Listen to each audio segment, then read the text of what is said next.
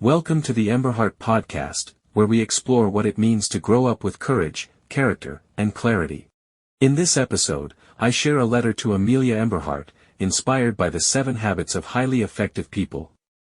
It is about golden eggs, powerful choices, and the quiet strength of taking initiative. Lessons not as rules, but as tools for a brave and meaningful life. The Golden Goose and the Power of Choice.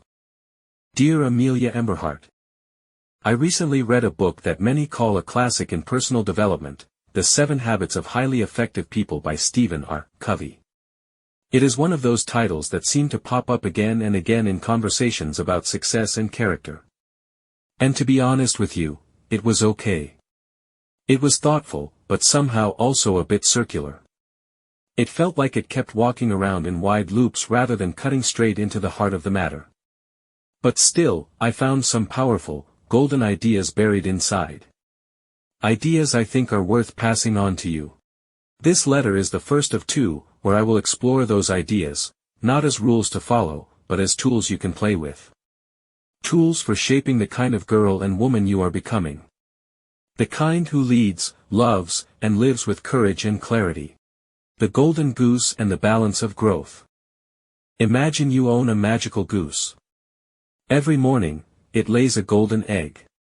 That egg represents something valuable, something you want: happiness, health, success, meaningful work, strong relationships.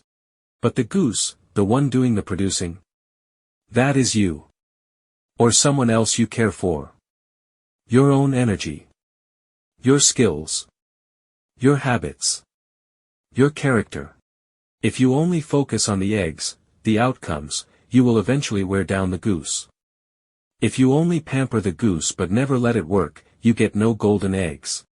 This is called the P/PC balance. P is production, what you want. PC is production capability, your ability to get it again tomorrow. The smart life is not about chasing results.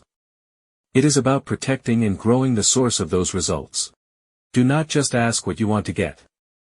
Ask what kind of person or system keeps those things coming, day after day, year after year.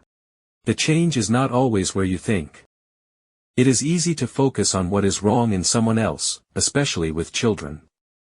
We often ask, why is she acting like that, or how can I fix her? But sometimes, Amelia, the child is not the problem. The parent is. That is not said to blame, but to empower. Because the shift often happens when the adult stops trying to control the child, and starts seeing the child as already capable. Already whole. Already filled with potential, not problems. The change begins inside the person who sees, not the one being seen. When you see someone, really see them, as capable, brave, and wise, they start to become it. This is as true in parenting as it is in friendship and leadership. You always have a choice. One of the deepest truths in the book comes from a man who lived through a concentration camp.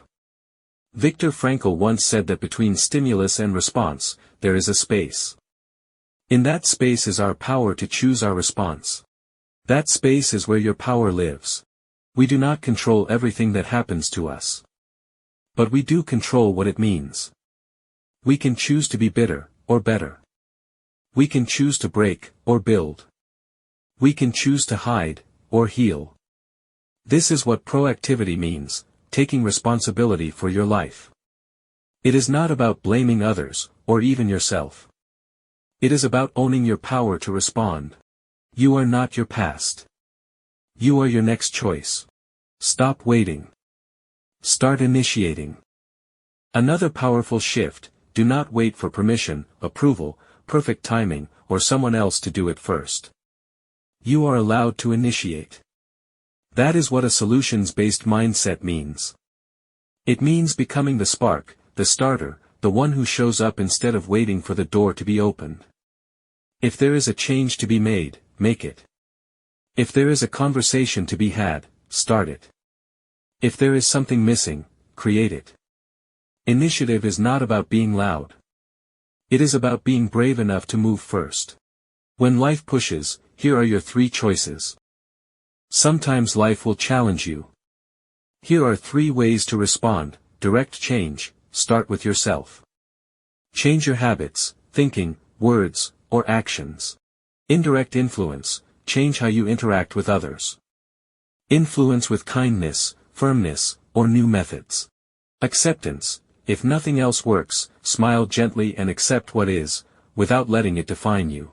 These are not signs of weakness. These are signs of wisdom. Strength is knowing when to do which. So, Amelia, here is your spark for this week. Backhand index pointing right. Choose one place in your life where you have been waiting. Waiting for someone to understand you. Waiting for the situation to improve. Waiting to feel ready. Now flip it. Ask instead, what would it look like if I took initiative here? Even the smallest step counts. One breath of courage can open the next door. This is your moment. Take command and show us the path. Thank you for listening to the Emberhart podcast. If something in this episode sparked a thought, a feeling, or a new sense of possibility, I would love to hear from you. You can find more stories, letters, and tools at emberhart.com, a space built to help young hearts grow strong. Until next time, lead with courage. Live with clarity. And always, always choose your next step with heart.